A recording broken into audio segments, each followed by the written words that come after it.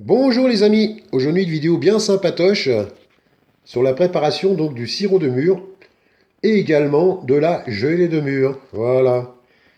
Donc en fait c'était une opération 2 en 1, très économique, très saine, très naturelle, très bio. Voilà. Donc bien sûr il vous faudra ramasser des mûres, donc c'est le moment, allez-y. Ça vous donne l'occasion d'aller vous balader dans la nature et de faire votre récolte de mûres. Voilà. Alors pour faire ce système, il vous faut donc un extracteur de jus. Donc là, en l'occurrence, c'est le parfait, voilà. Bon, ça fait déjà quand même pas mal d'années qu'on le possède. On investit à peu près une cinquantaine d'euros, voilà. Donc, vous voyez, c'est pas non plus. Et donc, cet appareil est composé de 3 parties. La partie du bas, on va mettre donc de l'eau à bouillir.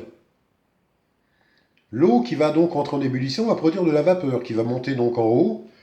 Voilà. Dans la partie, on aura donc mis les mûres. Voilà. Vous voyez.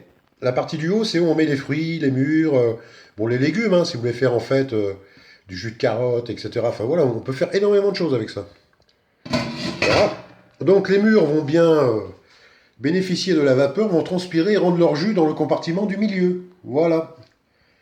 Et ce compartiment du milieu possède donc un tuyau où on va donc récupérer le jus, le mettre dans un récipient et avec un entonnoir dans une bouteille. Donc ce style de bouteille, conservez bien ces bouteilles. C'est vraiment pratique, hein, voilà, franchement. Hein. Préalablement, bien sûr, il faut ébouillanter les bouteilles pour donc les stériliser avant de faire toutes ces opérations-là. Voilà. Il faut que les bouteilles soient stériles. Également vos pots. Les faire bouillir un petit quart d'heure comme ça pour bien stériliser les pots. Toujours. Hein. Donc là, on va obtenir le jus de mûre qui sera la base de la préparation de votre sirop. Et on se rend compte qu'il nous reste quand même les mûres. Donc il y aura toujours les mûres dans le récipient qui auront bien transpiré, qui seront un peu plus ramollis, plus facilement malléables, voilà. Et donc avec ces mûres, ben, on ne les jette pas, on va faire la gelée de mûre. Voilà, de la bonne gelée de mûre, vous voyez. Formidable, hein.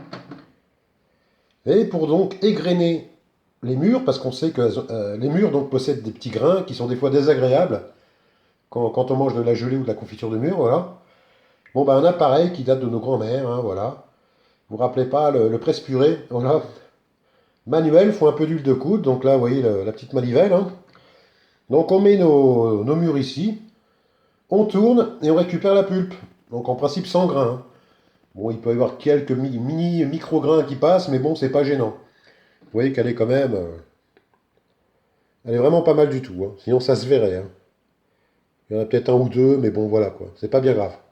Donc une bonne gelée de mûre. Grâce à ce petit appareil, bon, oui, qui est très peu onéreux aussi. Hein. Et ensuite, donc, on va s'attaquer au sirop. À moins que vous ne préfériez boire que du jus. Mais bon, nous, on part sur du sirop parce que c'est vrai qu'un petit peu de sirop dans un verre, de l'eau, et ça multiplie le nombre de boissons potentielles. Voilà. Donc on parle un peu d'économie. Mais sinon, le jus de mûre est excellent aussi. Hein. Voilà. Donc pour le sirop, ben, avec la base donc du jus, dans un récipient, on rajoute le sucre. Voilà. Le sucre donc pour faire votre sirop. Voilà, on laisse bien cuire tout ça, bien homogène, et à chaud, on met en bouteille. Et vous obtenez donc du bon sirop de mûre bio maison à déguster. Voilà, pour vos boissons. Voilà les amis, en espérant que cette vidéo vous aura donc bien plu, et vous aura inspiré également. Voilà.